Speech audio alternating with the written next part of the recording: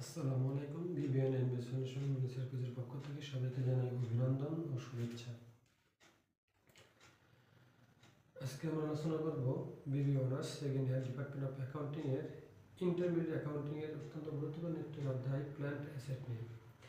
Plant অ্যাসেটের আজকে আমরা যা করে নিয়ে আলোচনা করব সেটা হলো সম্পত্তির প্রকৃত মূল্য এবং কোন সম্পত্তির উপরে আমরা অবশ্যই ধার্য করব, কোন মূল্যের উপরে আমরা অবশ্যই ধার্য করব, অর্থাৎ ডিপ্রিকেবল কস্ট, এই সম্পর্কে আমরা আলোচনা করব।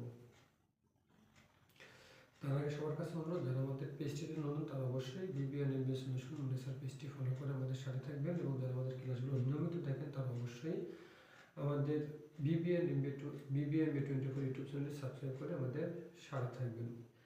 আরও একটি কথা, আমরা আপাতত কোনো ভাই বা বোনের অনুরোধ ব্যতীত আমরা কোনো ক্লাস ফার্স্ট ইয়ার বা সেকেন্ড ইয়ার বা অন্যান্য সাবজেক্ট ওয়ারি ক্লাস, অর্থাৎ কোনো সাবজেক্ট ওয়ারি ক্লাস আমরা আর আপাতত কিছুদিন দেব না। এখন আমরা সামনে যেহেতু বিবি অনার্স থার্ড ইয়ার পরীক্ষার রুটিন আসবে বা দিবে অচিরেই, তাই আমরা আমাদের রচিত মিনিমাম সাজেশন ও প্রশ্ন ব্যাংকের থার্ড ইয়ারের অঙ্কগুলো পর্যায়ক্রমে আমরা করানোর বা সমাধান করার চেষ্টা করব। এবং পাশাপাশি যেহেতু ফোর্থ ইয়ারের ফর্ম ফিল আপ দিয়ে দিচ্ছি, আমরা ফোর্থ ইয়ারের সাজেশনটা সারার চেষ্টা করব, এবং ফোর্থ ইয়ার সাজেশন সারা হলে আমরা ঠিক থার্ড ইয়ারের মতো আমরা ফোর্থ ইয়ারের সাজেশনও আমরা স্টেপ বাই স্টেপ সমাধান করার চেষ্টা করব।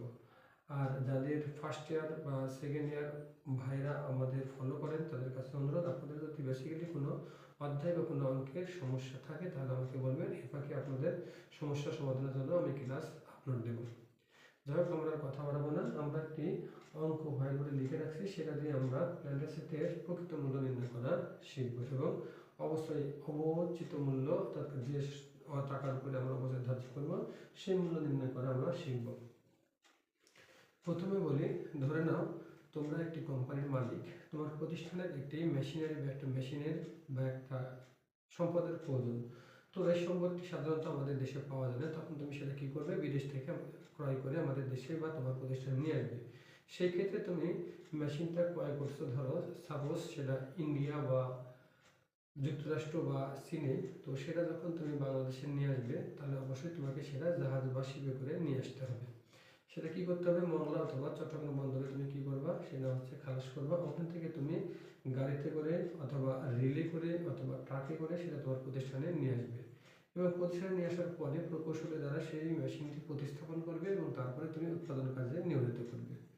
তো তোমার ওই সম্পত্তি বা ওই মেশিনারিটি ক্রয় করার পরে ব্যবহার উপযোগী করে গড়ে তুলতে যত প্রকার খরচ হবে, সকল প্রকার খরচ, বিশেষ করে মূলধন জাতীয় খরচ, সকল প্রকার খরচ তোমার ওই মেশিনের মূল্যের সাথে যোগ হওয়ার পরে যেটা হবে সেটা হচ্ছে প্রকৃত মূল্য। যদি অবসরের অঙ্ক হয় এবং যদি বলে স্ক্র্যাপ ভ্যালু বা সেলভেজ ভ্যালু বা রেজিডুয়াল ভ্যালু দেওয়া থাকে, অর্থাৎ ভগ্নাবশেষ মূল্য দেওয়া থাকে, তাহলে সেই টাকাটা বাদ দিলে পাবো আমরা ডিপ্রিকেবল ভ্যালু, অর্থাৎ যে টাকার উপরে তুমি অবশ্যই ধার্য করবে সেই মূল্য। তো এরকম এখানে একটা অঙ্ক দেওয়া আছে, সেই অঙ্কটি নিয়ে আমরা আলোচনা করব এবং আমরা সমাধান করে শিখব। তো এখানে কি বলছে দেখো, বলছে Megha company purchase A delivery truck at A cash price of টাকা 8 লক্ষ। অর্থাৎ বলছে মেঘনা প্রতিষ্ঠানের যে মালিক, কোম্পানির যে মালিক, সে একটি সরবরাহকারী ট্রাক ক্রয় করেছে, নগদ টাকা ব্যয় করেছে, কত টাকা, 8 লক্ষ টাকা। তারপরে বলছে রিলেটেড এক্সপেন্ডিচার, অর্থাৎ এই টাকার সাথে সম্পর্কিত খরচ আছে, consisting at the sales tax, অর্থাৎ বিক্রয় কাজে আছে 40,000 টাকা, পেন্টিং অর্থাৎ সেটা রং সং করতে ব্যয় হয়েছে 15,000 টাকা, and a 3 year accident insurance policy, অর্থাৎ দুর্ঘটনার বীমা করা আছে এই ট্রাকে 18,000 টাকা 3 বছর মেয়াদি, অ্যান্ড এবং মোটর ভেহিকল লাইসেন্স ফি 60,000 টাকা, অর্থাৎ এই গাড়িতে লাইসেন্স ফি বাবদ ব্যয় হয়েছে 60,000 টাকা। It is estimated that the scrap value এবং ভগ্নাবশেষ মূল্য আছে at the end of the life, অর্থাৎ এই 3 বছর পরে, অর্থাৎ আয়ুষ্কাল শেষে, will be টাকা 35,000। ভগ্নাবশেষ মূল্য অর্থাৎ নির্দিষ্ট সময় পরে ট্রাকের যে মূল্যটা থাকবে সেটা হচ্ছে ভগ্নাবশেষ মূল্য।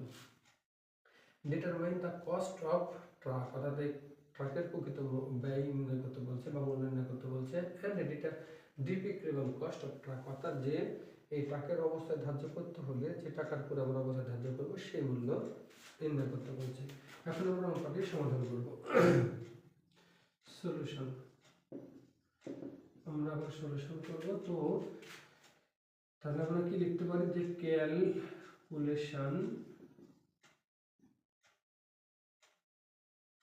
cost of truck, TRUCK, truck and deprecable cost, deprecable cost, যেহেতু দুইটা চাইছে আমরা দুটাই করব। আমাদের বোঝার সুবিধার্থে এবং একটু দেখতে সুন্দর লাগবে সেই সুবিধার্থে আমরা ছক করে দিলাম।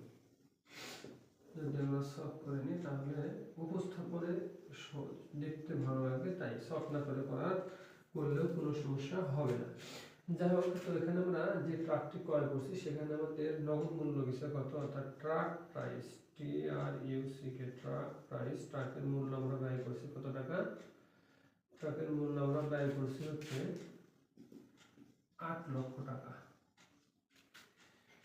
রিলেটেড এক্সপেন্ডিচার কস্ট কত টাকা, সেলস ট্যাক্স আছে 40 লক্ষ টাকা, অ্যাট সেলস ট্যাক্স এটা হলো কত, 40,000 টাকা। তারপরে বলছে প্রিন্টিং বাবদ ব্যয় হচ্ছে কত, 15,000 টাকা, অর্থাৎ প্রিন্টিং ব্যয় হয়েছে 15,000 টাকা।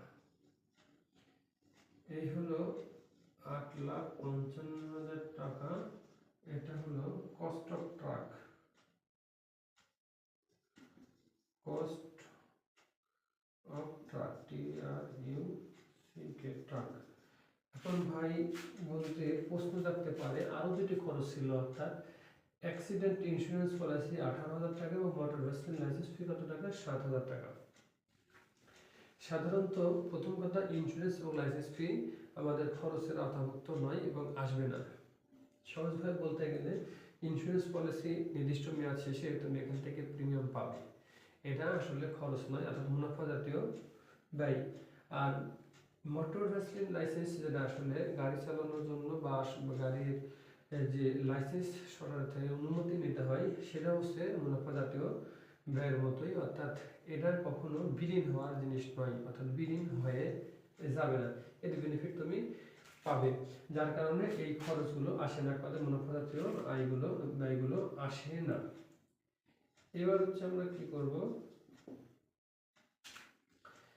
সরি এটা আমরা 1 নম্বর তো পেয়ে গেছি। এখন আমরা এখান থেকে যদি স্ক্র্যাপ ভ্যালু বাদ দেই, স্ক্র্যাপ ভ্যালু আমরা দেখলাম কত টাকা, 35,000 টাকা।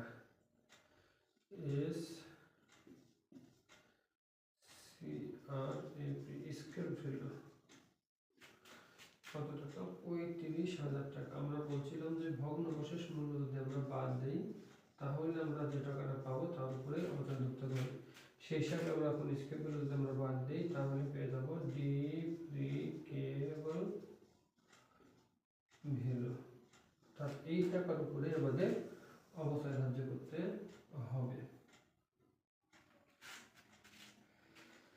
আশা করি আমরা অঙ্কটি বুঝতে পারছি। আর এই ধরনের কিছু কিছু আইটেম আমাদের খরচের আওতাভুক্ত হয় না, যেরকম আমরা দেখলাম লাইসেন্স, ইন্স্যুরেন্স, হ্যাঁ, তারপরে ভূমি কর, এরকম কিছু কিছু বিষয়গুলো আসে না। তো আমরা অঙ্কে যেরকম এটা হচ্ছে কি ডেলিভারি ট্রাক ছিল, মেশিনারির অঙ্ক আরেক ধরনের আছে, তারপরে ল্যান্ড যদি ভূমি ক্রয় করো সেক্ষেত্রে একটু আলাদা হতে পারে, এরকম কিছু আইটেম আছে যেগুলো আসে না।